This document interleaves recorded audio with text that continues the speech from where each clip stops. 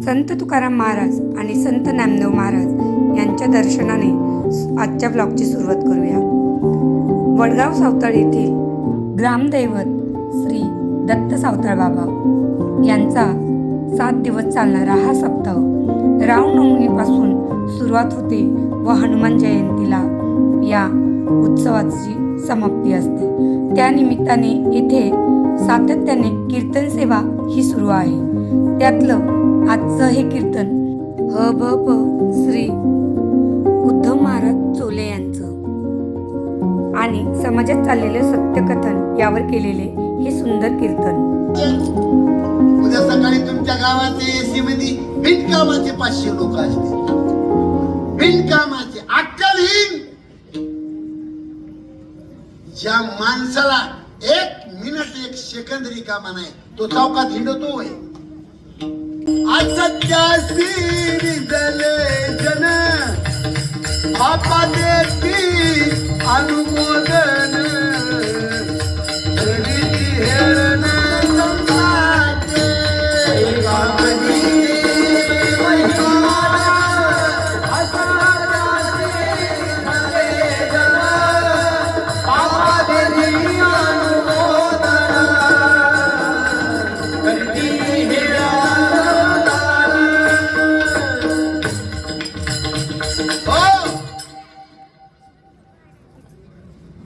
नाव जिवंत कशाने राहील असं माणसानं जगावं. तुमच्या समोर 2 दृष्टांत मांडले मी, भगतसिंग आणि छत्रपती शिवाजी महाराज. आणि देशभक्तीपर एक गीत आले बर का, गाणारे वाजविणारे अति सुंदर ठेवले बरं तुम्ही, एकदम मस्त. जुनी ओळखीचीच माहिती. जे देशासाठी लढले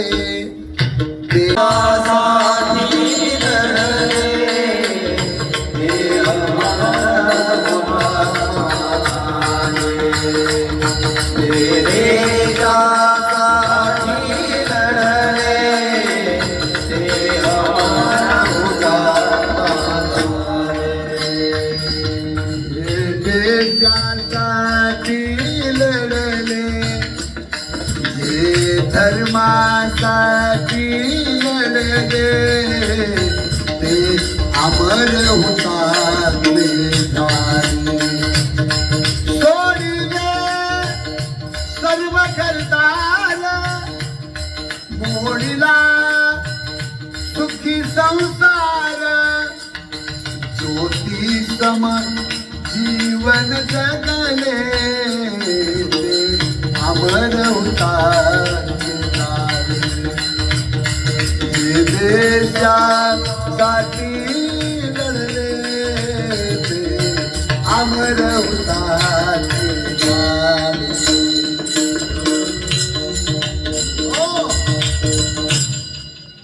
सारी फणी घे मैना काळी पुवत मणी घे.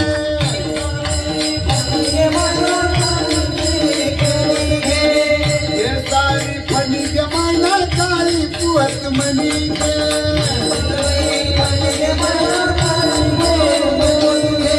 काळी पोत घे बाराण्याला आयुष्य माखर धन्याला.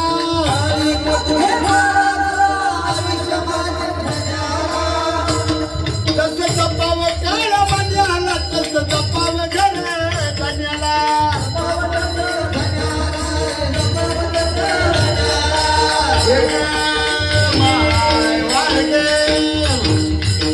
सारी फणी घे मैना काळी पुवत मणी घे.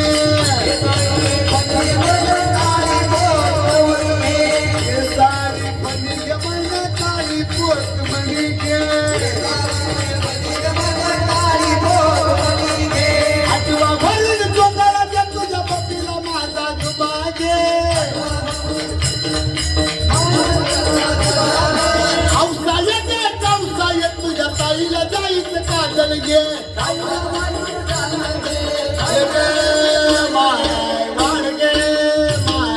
पिंड्याची आहे बाबड्याची माय. हे सारी फणी घे मैना काळी पुवत मणी घे. हे सारी फणी घे मैना काळी पुवत मणी घे.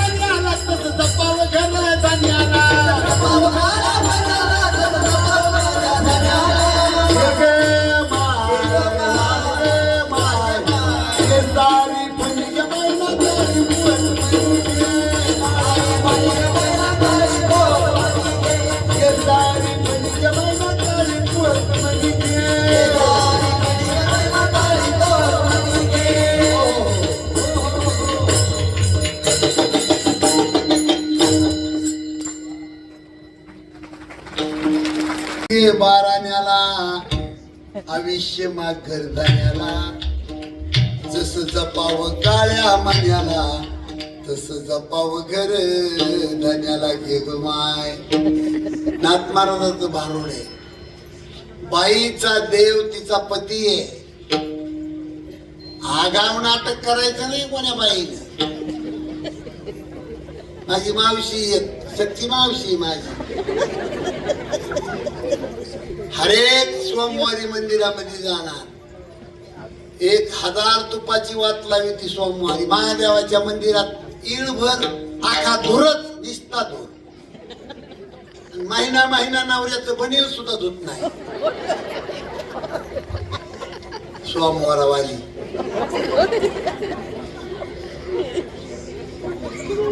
गाळी पोत घे बाराण्याला, आयुष्य माघर धान्याला, जसं जपावं काळ्या मान्याला, तसं जपावं घरे धान्याला घे ग माय.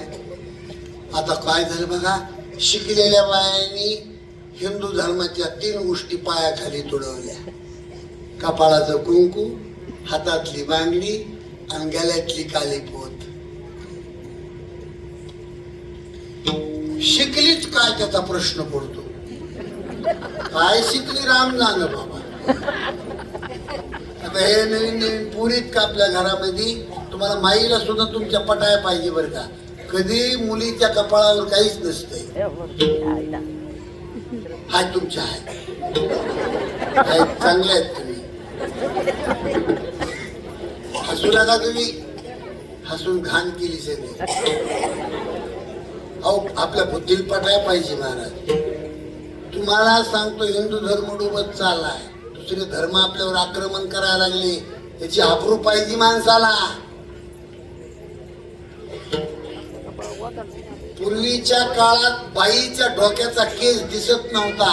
हिंदू धर्माची संस्कृती होती. आणि डोक्याच्या केसावर स्पेशल अभंगन कीर्तन आहे.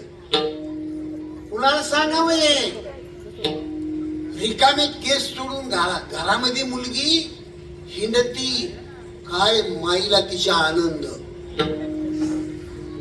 काय आईला तिचा आनंद. आसवाला सारखी पोरगी हिंडती. अगं तू बाई कुणाच्या पोटाला जन्माला आली. तुझ्या आईची संस्कृती बघ, तुझ्या आजीची संस्कृती बघ, तुझ्या चुलतीची संस्कृती बघ. कुठून आली घाण ही. हसा नाही तर काही करा. ज्याला हसू येतंय रामजण त्याला काय वाटत असेल. पण माझी तळमळ सांगतोय तुम्हाला. कोणत्या मुलीची लेकराची मीटिंग करत नाही. मला एकट्याला 4 मुली जाता जाता बाया एकामेकीला म्हणत्या का गे बुद्रू का महाराजांना मुली सांगितलं. मग मुलगा नसेल का काय गो महाराजाला. बायाला काय बाई पोरं बी मला 2 आहेत. फक्त अर्धा डझन लेकरे द्या महाराजाला. संसार करून पार मारतात तुकाराम महाराजासारखा. कोणी सांगितली घाण करायची. ब्रह्मचारी राहायचं कुटाने वाढवायचे.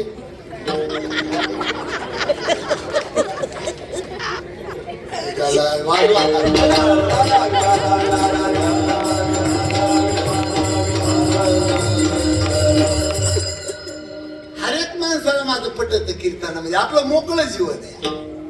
माणूस आहे तो देवाला आवडतो.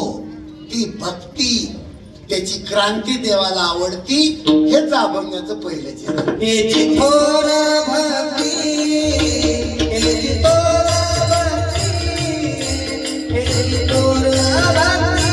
पण संध्याकाळी बापाला ताटात घेऊन जेवतोय. घर छोटा असेल पण 1 नंबरचं श्रीमंत आहे. काय करता कोणी खात नाही पैशाला सध्या.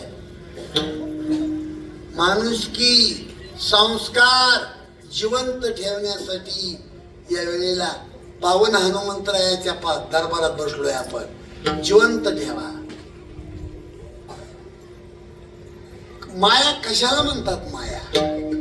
पंचवटीच्या ठिकाणी रामाचा प्रसन्न चेहरा पाहून लक्ष्मणाने रामप्रभूला 5 प्रश्न विचारले. त्याला रामायणातली लक्ष्मण गीता म्हणतात. दादा ज्ञान कशाला म्हणतात. नंबर 2, माया कशाला म्हणतात. नंबर 3, देव आणि जीव याच्यातला भेद कोणता. नंबर 4, वैराग्य कशाला म्हणतात. नंबर 5, तुमची भक्ती करणारा भक्त ओळखायचा कसा. हे 5 प्रश्न पंचवटीला लक्ष्मणाने रामप्रभूला विचारले. त्यातला पहिला प्रश्न आहे, ज्ञान कशाला म्हणतात. कशाला म्हणतात ज्ञान. पुस्तक वाचून काही मंडळी मास्टर, कलेक्टर, वकील, डॉक्टर अनेक पदावर गेली, याचा अर्थ ती ज्ञानी झाली असा नाही. मग खरं ज्ञान कोणतं. स्वतःच्या स्वरूपाची ओळख करून घेतो. स्वतःच्या शरीरातला देव, त्या देवाला पाहण्याची ज्याच्याकडे शक्ती आहे तो खरा ज्ञानी.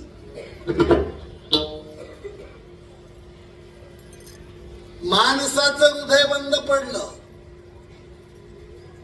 रक्ताची शीर जर ब्लॉक झाली तर डॉक्टर अँजिओग्राफी, अँजिओप्लास्टी करतो.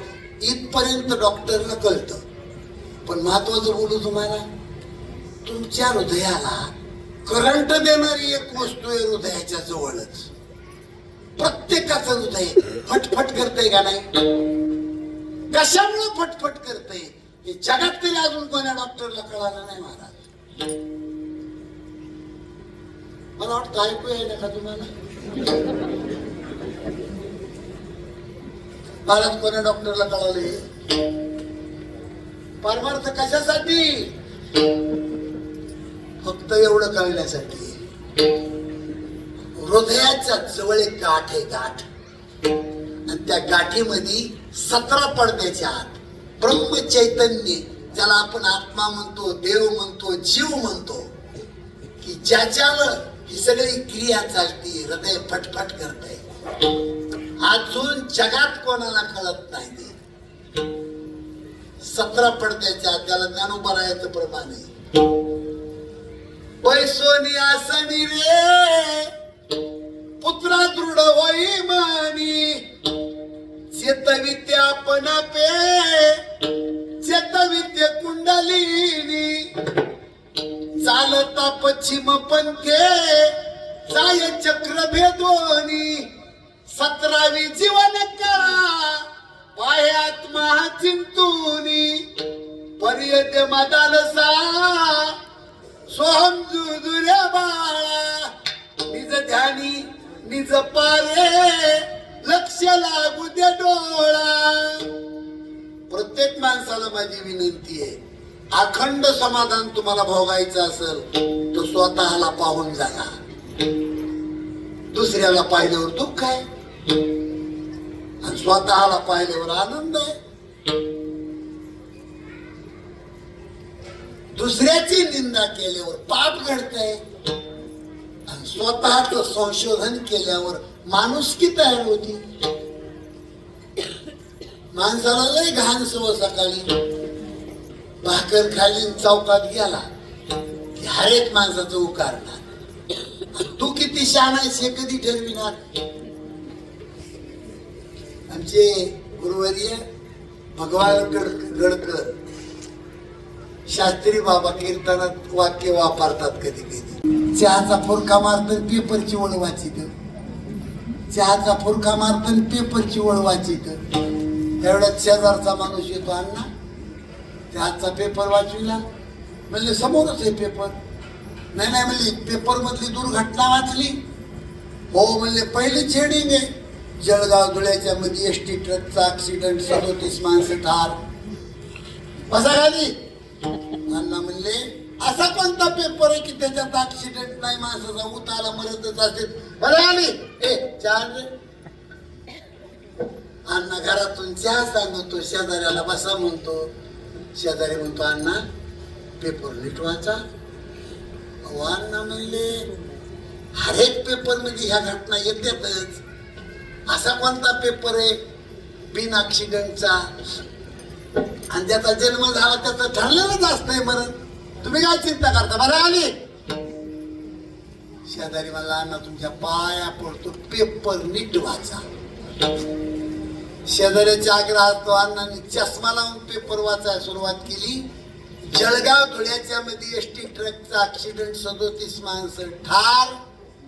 जेवढे मेले होते तेवढ्याची नावासहित गावासहित यादी पेपरवर आलती. ती अण्णानं यादी वाचायला सुरुवात केली. त्याच्यात 16वा नंबर अण्णाच्या सख्या जावयाचा निघला आणि अण्णा पुढची सहित उलटून पाडली. मोठ्या मोठ्यानं अण्णा येणाऱ्या मोबाईल लाव, कुठे जळगाव कुठे धुळे बाबा. अरे आता कसा रोग उठला तुला? आधी काय माहित होता? मरतच असते चलतच असते. आता काय झालं तुला? त्याच्यात एक माझं गेले हे कळालं.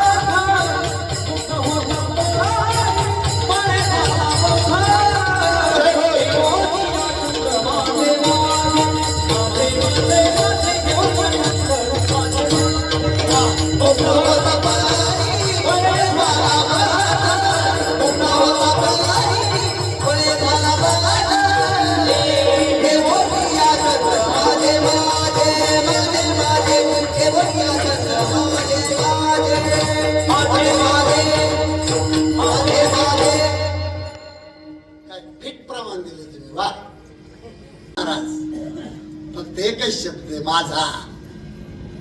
हे पटत नसेल तर महिला मंडळीसाठी अर्ध्या मिनिटाचा दृष्टांत आहे. 5 वर्षाच्या नंतर मावशीच्या गावाला बाळू आला आणि बहिणीचं पोर आलंय म्हणून काय मावशी खुश. सकाळी सकाळी शेवयाचा भात, गावरान गाईचं दूध, तुपन, निस्त्या दह्याची कढी, कांदा भजे, शिरान, पुरी, बटाट्याची सुपर भाजी. बाळू मावशीनं पोटभर जीव घातला आणि क्वाटवर कूलर आणि टीव्ही लावून दिली. आणि जेच मावशी सकाळी 9ला गावात फिरायला गेली, दुपारी 3:30ला मावशी आलेली पाहिली आणि मावशीवर बाळू भडकाला. का गे मावशी, 5 वर्षाला आलो, काही गोड हिताच्या गोष्टी सांगशील म्हणून. सकाळी 9ला गेली, 3:30ला आली. हे ग मावशी. मावशी म्हणली बाळू, आमच्या गावातल्या सरपंचाची मुलगी बेमार होती पुण्याला बऱ्याच दिवस, ती आता आणली घरी, भेटायला गेलती. पडल्या पडल्या बाळू म्हणायचा पाटलाची असू नाही तर सरपंचाची मरण. तू काय मेलेले माणसं उठविती व्हाय? ज्याचा जन्म झाला त्याचं मरण पक्का असतंय. मावशी म्हणली बाळू, लय सुंदर मुलगी, गोड मुलगी बघ. गल्लीतल्या बाया गेलत्या, मेली गेलत्या. पडल्या पडल्या बाळू म्हणायचा मरण.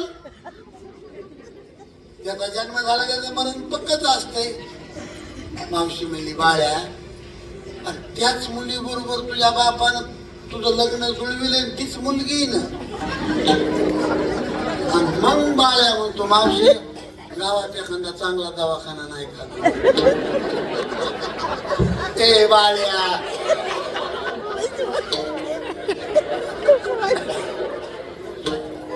बाळ्याला का कळ लागली? ही माझी कळा.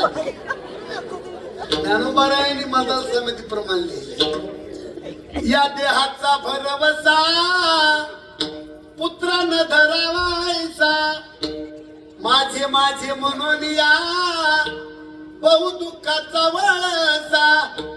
बहुत थकिले मृग जळा. काही काही जिबीला चिमटी घेतात मंदिरात सकाळी, जिबीला चिमटी.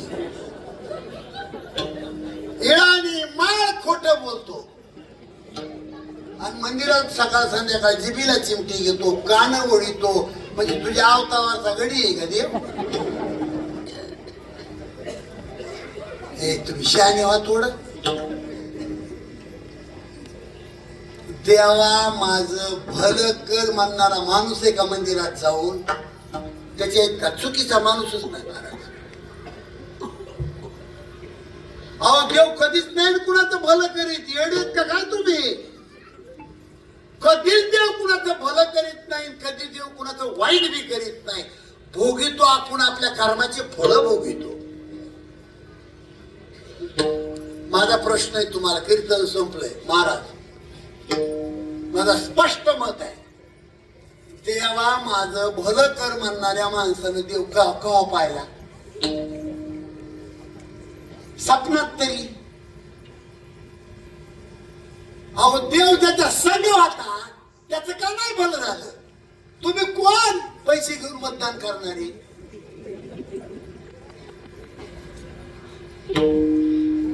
मला वाटतं मराठी कळत नाही का इकडं?